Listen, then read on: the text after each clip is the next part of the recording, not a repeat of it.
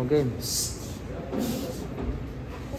So, and for our group, for the overview, we have, so basically nakalagay lang dito yung details nung company and yung process nila. Basically, sinasabi dito na manual yung pag-process nila and prone sila sa mga errors.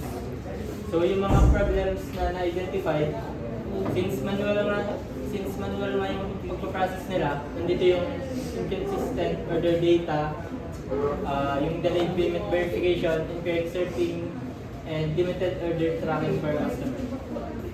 So, yung objective naman ng deployment is to standardize the flow, reduce the manual tasks, and improve accuracy and transparency.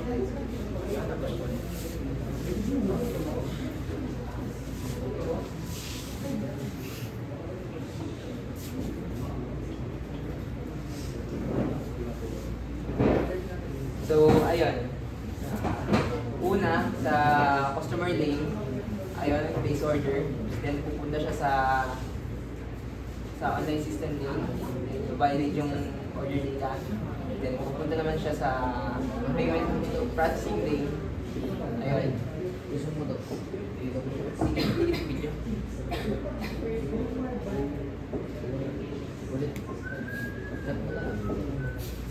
Ayan.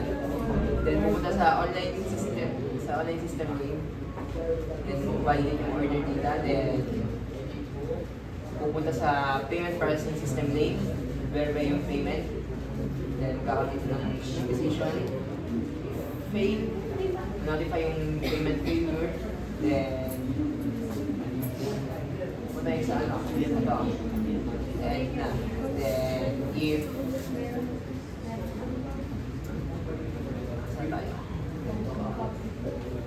nag-success naman yung payment, ayun, pupunta na siya sa warehouse sorting hub.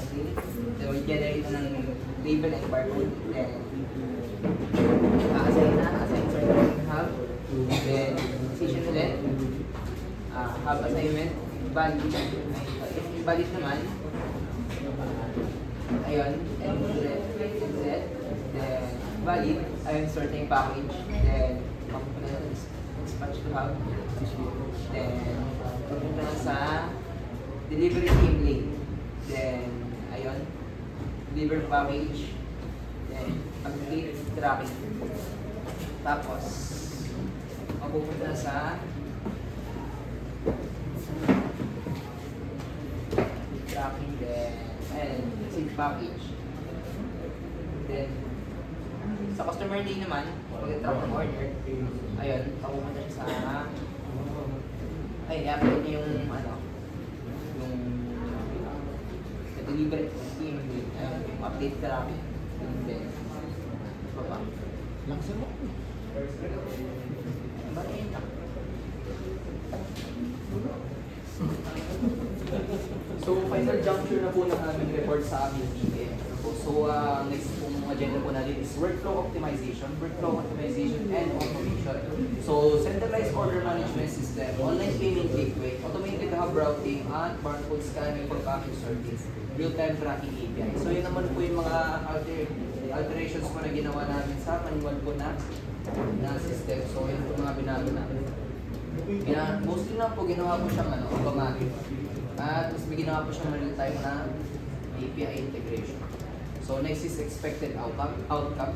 The proposed BPMN improves efficiency by removing the unnecessary manual steps and clearly defining responsibilities.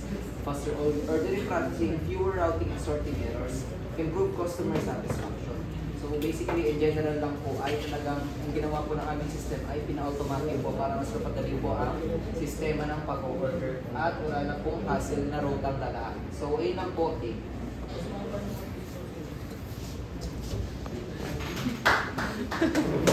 Mas